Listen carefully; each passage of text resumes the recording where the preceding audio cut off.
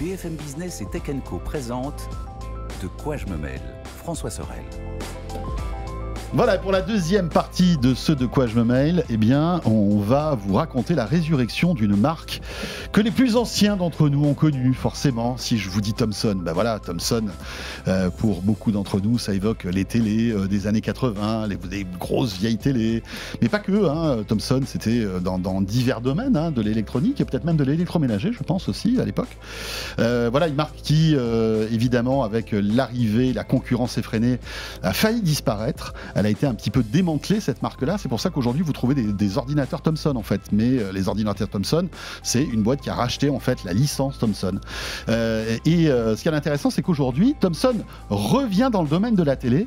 Et ça, c'est grâce à une équipe de Français que vous connaissez peut-être parce qu'auparavant, ils étaient chez Samsung. Et l'un d'entre eux, c'était Alexis Rollin. Salut Alexis. Bonjour François. Très heureux de vous retrouver, mon cher Alexis. Vous êtes directeur commercial et marketing donc chez Thomson Électronique au niveau Europe.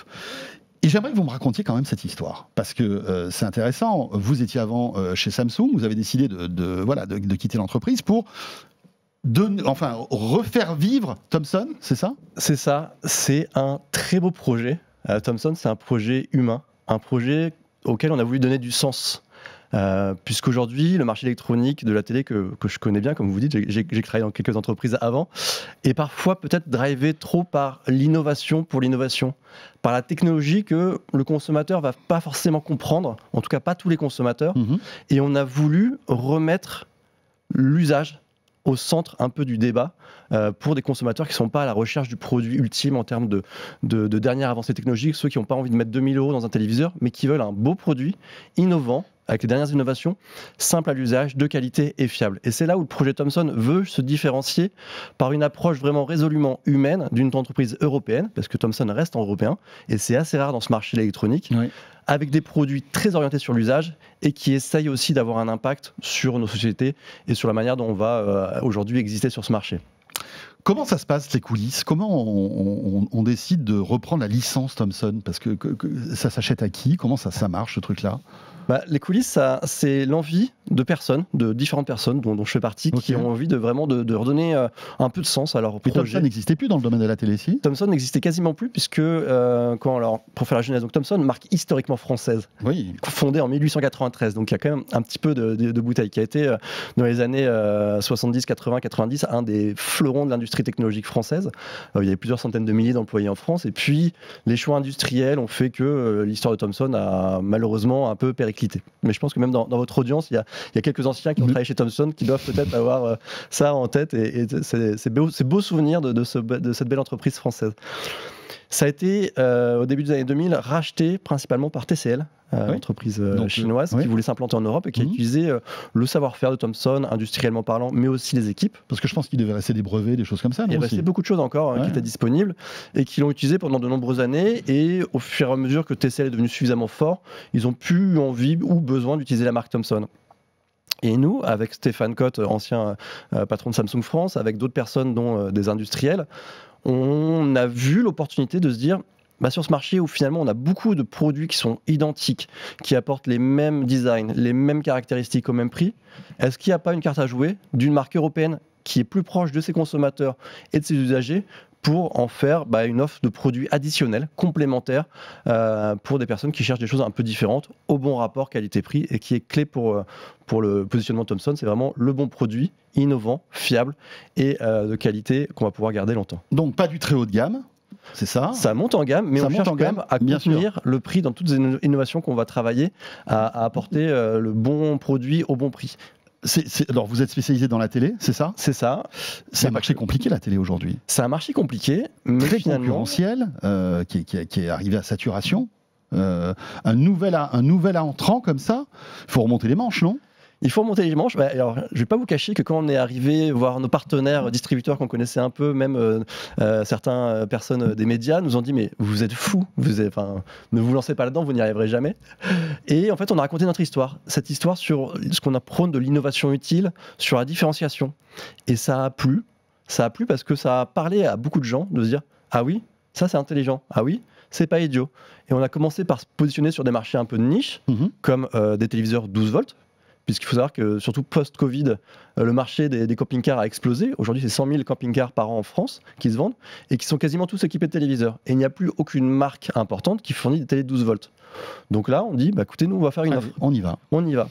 On se positionne aussi. Et vous achetez tous ces trucs-là en Chine, c'est ça? Comment ça se passe là? Donc on est une entreprise familiale, européenne, sur lequel il y a un partenariat avec un industriel chinois, mais on essaie de vraiment orienter notre recherche et développement en Autriche, à notre siège, l'assemblage de nos produits principalement en Hongrie. Là aussi, on a une usine d'assemblage. D'accord. Parce que malheureusement, à date encore, les composants sont fabriqués principalement en Asie. Ça, j'espère que ça pourra évoluer, mais des usines de dalles, aujourd'hui, il n'y en a pas en Europe, malheureusement. Donc tout est ramené par bateau en Europe où on assemble nos produits, au plus près de nos consommateurs. Donc vous assemblez, c'est-à-dire vous recevez tous les composants de la télé, l'écran et tout, et vous... Et dans l'usine, on assemble les différents en fonction des besoins. Donc c'est assemblé en Europe quand même. C'est assemblé en Europe, en Hongrie, près de Budapest. Okay. Et même, on est en train de finaliser, j'espère que ça sera cette année, peut-être l'année prochaine ou plus tard, une usine d'assemblage en Espagne. Près de Bilbao. On se rapproche. Parce qu'on se rapproche. L'objectif, c'est aussi, je parlais d'impact tout à l'heure, de pouvoir réduire les distances de transport pour, quand j'ai envie de livrer des entrepôts de Darty, de boulangers proches à Paris, plutôt qu'ils traversent toute l'Europe, qu'ils puissent partir du nord de l'Espagne et venir livrer ici. Ça, c'est plus court et plus rapide. Alexis, alors c'est vrai que Thomson, c'est une marque mythique, mais c'est un peu comme toutes ces marques qu'on a connues, les Motorola, les Nokia, qui sont datées, très datées, qui datent d'une autre génération, enfin d'une autre époque. C'est pas compliqué de revenir sur le marché avec une marque très connue, mais qui entre, j'allais dire has-been, c'est méchant, mais en tout cas qui n'est plus qui ne fait plus partie du paysage des marques d'aujourd'hui. C'est pas facile, non? Ou peut-être que c'est facile, je sais pas. Non, alors effectivement, c'est jamais facile, hein, on va pas se mentir. Mais quand on arrive avec les bons produits au bon prix et avec une marque qui a gardé un capital sympathie important quand même. Ça, c'est quand même clé de se dire, Thomson, dans l'inconscient de beaucoup de personnes, c'est de dire, oui, j'ai sûrement eu des produits Thomson dans ma vie qui ont bien marché. Donc je suis familier avec cette marque Thomson qui me rassure et qui est gage normalement, en tout cas quand on questionne les Français, de se dire, c'est gage de qualité et de fiabilité et aussi il y a l'innovation. Et donc d'être là-dessus, si on apportait des mauvais produits, ça ne marcherait pas. Peut-être qu'on aurait marché un peu au début, mais en apportant des bons produits qui se différencient un peu et surtout qui vont être satisfaisants dans l'usage, c'est clé pour nous. Et aujourd'hui, notre satisfaction dans le groupe, c'est de voir les avis consommateurs sur les sites des distributeurs, quand on a des 4-5 étoiles, en disant « ouais, c'est un super produit, très bon rapport qualité-prix, ça correspond tout à fait à mes attentes ». Et quand on vient mettre en avant l'usage de ces produits, c'est là où c'est vraiment, on se dit, on a atteint quelque chose. Alors malgré tout, ces télés sont, ne pâlissent pas devant ce qui se fait actuellement. Voilà. Vous avez quoi en fait? C'est quoi les technologies? C'est du LED, du mini LED, de l'OLED. Comment vous faites pour fabriquer votre gamme comme ça? On est sur l'innovation, cette innovation utile, il y a le mot innovation, donc on est sur toutes les dernières technologies, LCD, QLED, mini LED, on arrive avec les mini LED cette année, et OLED. D'accord. Mais cette innovation, on ne va pas chercher à l'enrober de choses inutiles, on va venir être dans l'usage principal. L'essentiel. Dans l'essentiel, dans la qualité d'image, parce qu'on va monter en gamme en qualité d'image, mais après c'est vraiment l'usage qui va faire la différence. C'est pour ça qu'on a insisté, comme on peut le voir à l'écran, sur des designs avec des pieds centrales. Un pied central, des pieds centraux, un pied central, et notamment pivotant, puisque beaucoup d'industriels ont fait le choix d'être sur des pieds, vous savez, sur le côté, parce que tout simplement, industriellement, ça coûte moins cher. Ça coûte moins cher de faire 2 petites tiges en plastique qu'on va mettre dans le truc, qu'un pied central avec un mécanisme. Avec un mécanisme de roulement. Mais par contre, beaucoup de consommateurs se disent, bah oui, moi j'ai un petit meuble, il fait 60 mètres de large, je veux un écran de 55 pouces, bah, ça va pas rentrer. Là, on a un pied central pivotant, c'est 30 cm par 30 cm, ça rentre sur mon meuble, je fais tourner. Dans l'usage aussi, un autre exemple, mais qui est important pour nous, un téléviseur finalement, vous ne le touchez pas, ou très peu, quand vous le nettoyez, quand vous le déplacez. Par contre, il y a un élément du téléviseur qu'on touche tous les jours, c'est la télécommande. Et cette télécommande, beaucoup de marques ont fait des économies un peu de bout de chandelle en réduisant les touches, en réduisant la qualité. Et nous, on a voulu proposer une télécommande complète, qualitative, avec les boutons numériques pour les personnes qui veulent aller directement aux chaînes, mais surtout rétroéclairée. Parce que dans les retours d'expérience qu'on a vus depuis de nombreuses années, c'est dire bah oui, mais c'est dommage, moi dans la pénombre, je vois pas bien mes touches, je comprends pas bien comment ça marche. Et donc on a fait des télécommandes rétroéclairées qui sont sur toute notre gamme. Elles sont connectées, j'imagine. Aujourd'hui, impossible d'imaginer une télé sans couche de connexion, enfin de connectivité. Pas forcément. Ah bon? Alors, elles sont principalement connectées, mais là aussi, et tout le monde nous a dit mais vous êtes fous de faire ça, pourtant ça marche très bien. On a voulu faire une gamme de télé non connectées, les Easy TV, pour les personnes qui veulent juste regarder la télé. La par TNT. exemple, la TNT, ou qui Oui, veulent ou juste- brancher un Apple TV ou un brancher un Chromecast. Enfin, Exact. Ou même dans une chambre d'enfant, vous n'avez pas envie qu'ils aient accès à autre chose que le lecteur DVD. d'accord. Et c'est pas pour autant que ces personnes-là doivent avoir un produit de mauvaise qualité. Et ça nous permet, en retirant le module Wi-Fi, en retirant les licences, en retirant beaucoup de choses, de réduire le prix de ce D'accord, téléviseur-là. ok. Pour des gens qui, en plus, en termes de consommation d'énergie, ça va moins consommer, vont finalement avoir accès à l'usage principal qui est juste regarder la télé. Donc vraiment, des bonnes qualités, mais très accessible. Et après, tout ce qui va être la connectivité, on va travailler sur un partenariat fort avec Google, parce que pour nous, aujourd'hui, Google est l'opérateur de système le plus complet, Ouais, le plus le abouti. plus fiable. ouais. C'est là où on trouve toutes les applications, Ouais, c'est clair. notamment locales. Et qui dit Google dit aussi la possibilité d'utiliser le Google Cast, l'ancien nom de Chrome, le nouveau nom de Chromecast, pour streamer facilement. C'est la possibilité de l'intelligence artificielle de Google qui marche plutôt bien en contrôle vocal. Et puis Google Home aussi se développe pas mal. Donc on rentre dans cet univers-là. Il y a une télé aussi amusante, j'ai vu chez vous, c'est une télé sur roulette. Ça, c'est un pari. Et ce qui est sympa dans des boîtes comme ça agiles, c'est qu'on peut faire des paris, prendre des risques qu'on aurait eu du mal à faire dans des grosses boîtes où les contrôleurs nous auraient dit « Ah non, ça, faut faire 100 000 pièces, sinon c'est pas rentable. » Là, on a dit on essaye, on verra ce que ça donne. Et on a fait le Thomson Go TV et Thomson Go Plus, qui est une télé sur roulette, autonome, 4 heures d'autonomie. Donc voilà, il y a une batterie à Il y a l'intérieur. une batterie et qu'on va pouvoir, et c'est une Smart TV, qu'on va pouvoir déplacer facilement dans chaque pièce. On disait avant, il y a quelques années, vous vous rappelez, une télé dans chaque pièce. Il me fallait mon petit télé au bout de mon lit. C'était un signe aussi de richesse. Et ben maintenant, on a fait une télé qui va dans chaque pièce. Voilà. Et je vais déplacer, et ben imaginez, je suis en train de faire la cuisine, je vais regarder une recette de cuisine sur YouTube à côté de moi. Je fais du repassage, je vais pouvoir mettre la télé en face de ma table à repasser. Les enfants, on a des amis à déjeuner, les enfants veulent regarder un dessin animé, plutôt que leur donner ma tablette où j'ai pas de contrôle, je mets cette télé dans leur chambre avec un timer 30 minutes, ils regardent quelques dessins animés. Ouais, puis le design est sympa aussi. Enfin, je veux dire, il y a un truc à creuser en tout cas. Et ben il y a une vraie résonance du marché parce qu'on a un très beau succès commercial. On l'a lancé. Après, il faut avoir un bon Wi-Fi. Il faut avoir un bon Wi-Fi. On a laissé quand même, et ça aussi c'est qui peut le plus, peut le moins, on a laissé une prise TNT pour ceux qui veulent en poste principal pouvoir la brancher de temps en temps en TNT, donc on peut bien sûr les brancher. Mais c'est vraiment l'accès à... Le divertissement n'est pas statique.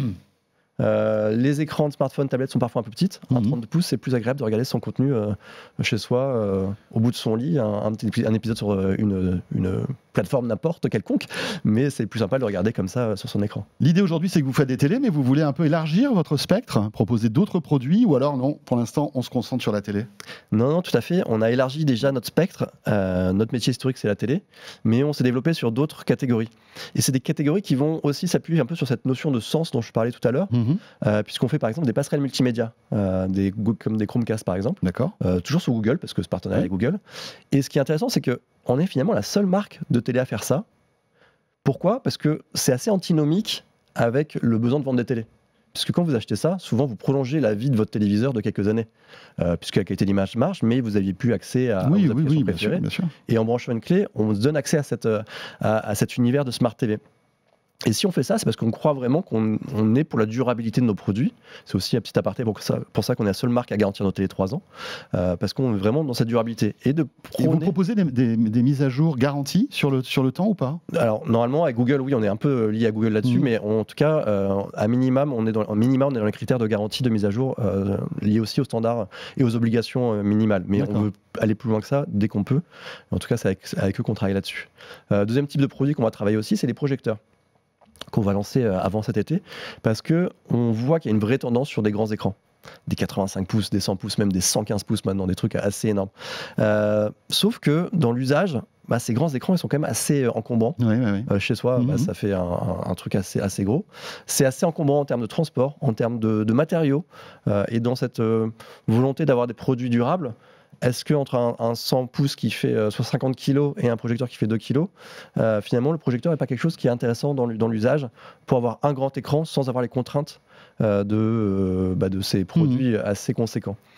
Et je faisais la réflexion il n'y a pas longtemps de me dire que est-ce que avec le projecteur, on n'est pas un peu dans la transformation qu'il y a eu il y a quelques années entre la chaîne Hi-Fi et l'enceinte Bluetooth? Parce que bien sûr, on va nous dire oui, les projecteurs, c'est pas assez lumineux par rapport à un téléviseur, etc. Mais ça fait quand même de gros progrès, notamment ceux à projection laser. Et l'enceinte Bluetooth, on perdait un peu de qualité de son par rapport à la chaîne Hi-Fi. Mais en termes d'usage, en termes Voilà, de nommadité, On finalement. était prêt à faire quelques sacrifices Quelques finalement sacrifices pour ça. Et ben voilà, plein de choses à raconter et sympa du côté de chez Thomson, à découvrir donc et à suivre. Merci beaucoup Alexis Rollin, Merci beaucoup François. directeur commercial et marketing donc de chez Thomson, pour terminer ce De quoi je me mail. Voilà, toujours un vrai plaisir que de vous accompagner. Si vous êtes avec nous en audio, le petit module bonus qui arrive tout de suite. Et puis pour les autres, on sera là bien sûr le week-end prochain. Salut à tous. De quoi je me mêle sur BFM Business et Tech & Co.